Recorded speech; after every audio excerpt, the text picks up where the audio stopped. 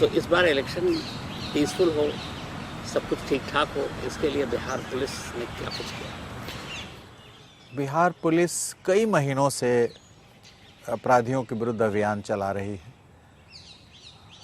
जो फरार अपराध कर्मी हैं उनकी गिरफ्तारी, उनकी संपत्ति की जब्ती, उनके विरुद्ध प्रिवेंटिव एक्शंस प्रभावकारी ढंग से कराने, आर्म्स और एम्युनिशंस का जो सप्लाई है उसको कट ऑफ करने, इन सभी कार्रवाइयों में लगातार अहर्निश लगी रही है और अभी भी कार्रवाइयाँ हो रही है।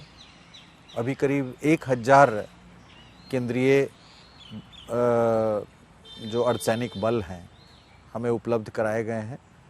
उन सभी बलों का प्रयोग करके अभियान में और तेज़ी लाई गई है हाल के दिनों में, और अभी करीब 15 दिनों में हम लोगों ने लगभग 500 के करीब अवैध शस्त्र जब्त किए हैं। भारी संख्या में अपराध कर्मियों की गिरफ्तारियां हुई है। मिनी गन फैक्ट्रीज़ वगैरह 1 दर्जन से अधिक ध्वस्त किए गए हैं, जब्त किए गए हैं। तो अपराधियों के विरुद्ध काफ़ी सघन कार्रवाई की जाती रही है कई महीनों से, चुनाव के परिदृश्य को दृष्टिगत रखते हुए, और अभी वह जारी है और ये जारी रहेगी इलेक्शन तक, इलेक्शन के बाद भी जारी रहेगी। सर, इलेक्शन टाइम में खास तौर पर, वो भी बिहार जैसे स्टेट में, और उसको फ्री एंड फेयर इलेक्शन कराना, तो आपके अब तक के अनुभव के हिसाब से सबसे चैलेंजिंग काम क्या? देखिए, इलेक्शन के दौरान एक तो लॉ एंड ऑर्डर पे सवाल उठाए जाते हैं। तो लॉ एंड ऑर्डर के क्षेत्र में हम लोगों ने मेहनत की है और एक जनरल परसेप्शन बना है कि पुलिस इफेक्टिव ढंग से कोई भी अपराध हो रहा है तो उस पर कार्रवाई कर रही है। अपराध कर्मियों के विरुद्ध कार्रवाई में निश्चित रूप से एक जनरल जो ओपिनियन बना है वो पॉजिटिव ही बना है, जो मैं देख पा रहा हूँ। जो पुलिस पदाधिकारी सुस्त पाए गए हैं उन पे कार्रवाई भी हुई है। सड़कों पे पुलिस दिख रही है, नाकाबंदी सख्त किया गया है। Inter district border, inter state border, with in the district जो हमारे चेक पॉइंट्स हैं उन सबको काफ़ी कारगर ढंग से अपराध कर्मी यदि कोई अपराध कर रहे हैं तो उनको कानून के दायरे में लाने के लिए हर प्रकार की कार्रवाई की जा रही है। क्योंकि यहाँ तो शराबबंदी है, तो चुनाव के वक्त में पैसे का फ्लो, पैसा बांटने का आपको पता है पूरे देश में हमारे चुनाव में होता है, और बिहार में स्पेशली शराब, इन दो मसलों से, इन दो चीज़ों से निपटने के लिए आप लोगों ने कुछ खास प्लान किया? देखिए, दोनों ही फ्रंट्स पे जो कैश का मूवमेंट होता है उसके लिए, और इलीगल लीकर जो एंट्री होता है हमारे स्टेट बॉर्डर्स के अंदर और राज्य के अंतर्गत आकर के उसका डिस्ट्रीब्यूशन होता है, इस पे काफ़ी अभियान हम लोगों ने छेड़ रखा है। और ऑन एन एवरेज जो सीजर्स हो रहे हैं, तरह तरह के कैमोफ्लेज में वो इलीगल लीकर लाने का प्रयास करते हैं। कभी एम्बुलेंस में डाल के ला रहे हैं, कभी पुलिस का बोर्ड लगा करके उसमें ला रहे हैं, कभी किसी और कमोडिटी के आर में वो उसमें छिपा करके ला रहे हैं। तो हाल के महीनों में इसमें काफ़ी सीजर्स में काफ़ी वृद्धि हुई है।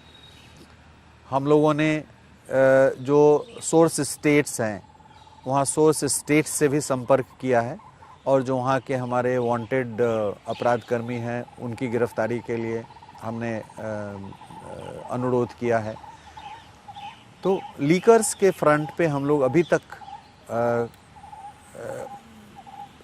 काफ़ी प्रयास किए हैं, और जो इलिसिट लीकर का ब्रीविंग होता है रिवराइन एरियाज़ में और ओवरलैंड जो भी होता है उसमें उनको ध्वस्त करने के लिए काफ़ी बृहत अभियान अभी चल रहा है। प्रतिदिन इस तरह के हॉटस्पॉट्स को भी हम लोगों ने चिन्हित किया था, उस तरह के हॉटस्पॉट्स को प्रतिदिन हम लोग जाके ध्वस्त कर रहे हैं। प्रति इलेक्शन हम लोगों ने देखा है कि इलेक्शन के पहले हुज ट्रेजेडी निश्चित रूप से हुई है पहले।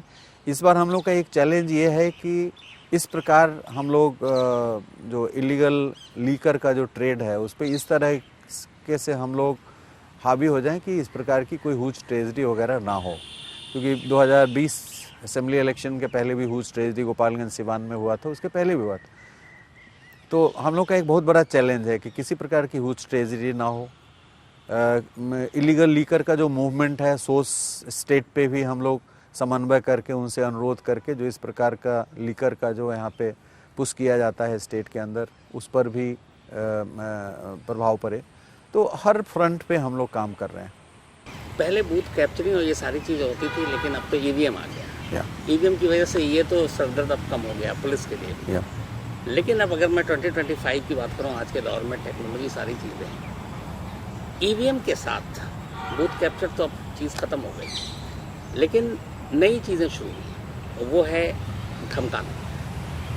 और पूरे के पूरे खासतौर पर बिहार के कई ऐसे इलाके हैं जहाँ घूमा कि जहाँ पे जो उस तरह के बाहुबली कैंडिडेट होते हैं, बस्तियों गाँव के गाँव, या तो दो या बाद में देखें, तो बूथ कैप्चरिंग का तो अब की प्रॉब्लम नहीं है। ये जो नई प्रॉब्लम है, इससे पुलिस उन लोगों के दिलों से ये खौफ निकालने के लिए भी कुछ कदम उठाए। इस प्रकार जिस प्रकार से आप बता रहे हैं, वैसा बाहुबली वगैरह जो अभी जो परिदृश्य है, उसमें उस प्रकार का कोई बहुत बड़ा बाहुबली सक्रिय नहीं है बिहार में। और यदि एक दो थे तो उनको हम लोगों ने काफ़ी कंटेन किया है। और यदि कहीं से भी कोई सूचना आती है, इलेक्शन के पहले भी आई है, किसी भी बाहुबली के बारे में कुछ भी सूचना आई है, तो उनको कानून के दायरे में लाने का हम लोगों ने प्रयास किया है। चाहे वो किसी भी सामाजिक तबके से हों, किसी भी प्रकार के हों, कानून से ऊपर नहीं है। कानून का शिकंजा उन पे निश्चित रूप से कसा जाएगा। और जहाँ कहीं भी किसी प्रकार के, जैसे अभी जो मॉडल कोड ऑफ कंडक्ट लगा हुआ है, तो मॉडल कोड ऑफ कंडक्ट में भी जहाँ कहीं भी थोड़ी सी भी हमको उल्लंघन का मामला आया है, तो उसमें हम लोगों ने एफआईआर दर्ज किया है और 24 घंटे के अंदर चार्जशीट किया है उन पे। जो 3-4 मामले अभी आए हैं हमारे यहाँ, तो मॉडल कोड ऑफ कंडक्ट का वायलेशन जहाँ कहीं आ रहा है, उस पर हम लोग बहुत ही सक्रिय हैं। इन्वेस्टिगेशन को सिर्फ एफआईआर नहीं दर्ज करते हैं, बल्कि 24 घंटे के अंदर अनुसंधान करके, चार्जशीट करके हम लोग उस कांड के अनुसंधान को एक अंजाम तक पहुंचाते हैं। बाकी का तो पता नहीं पुलिस का, लेकिन मीडिया में आजकल बड़ी हेडलाइन और सुर्खियाँ हैं कि बिहार विधानसभा चुनाव में एक ऐसी सीट है जो हॉट सीट है, और उसकी वजह यह है कि आमने सामने दो बड़े नाम हैं, जो बाहुबली कहें या जो भी कहें। मुकामा विधानसभा सीट, एक तरफ आनंद सिंह है, दूसरी तरफ सूरज भान है और उनके वाइफ है, दोनों का रिकॉर्ड तो ही है। तो ये हॉट सीट बताया जा रहा है। अब यहाँ पे दो नाम, तो क्या ऐसी सीट को भी आप लोगों ने चिन्हित किया है जहाँ इस तरह के कैंडिडेट मैदान में हैं? और क्या कुछ ऐसे सेंसिटिव जो भी सीट्स हैं, वहाँ के लिए कुछ स्पेशल अरेंजमेंट या अलग से, क्योंकि अपने आप में है मुकामा का तो खैर इतिहास रहा, और ये दो बड़े कैंडिडेट नहीं, सेंसिटिव सीट्स आइडेंटिफायर रहते हैं और उसके लिए अलग से व्यवस्था की जाती है। जितने सारे हमारे सीट्स हैं, उसमें सेंसिटिव सीट्स, असेंबली कॉन्स्टिट्यूएंसी जो होता है, उसका आइडेंटिफिकेशन होता है और उस पर हम लोग अलग से व्यवस्था करते हैं। और एक पर्टिकुलर सीट का आपने नाम लिया है, तो यहाँ पे जो भी हैं बाहुबली या जो भी कह लें, ये सभी पूर्व में सजाए याफ्ता भी रहे हैं।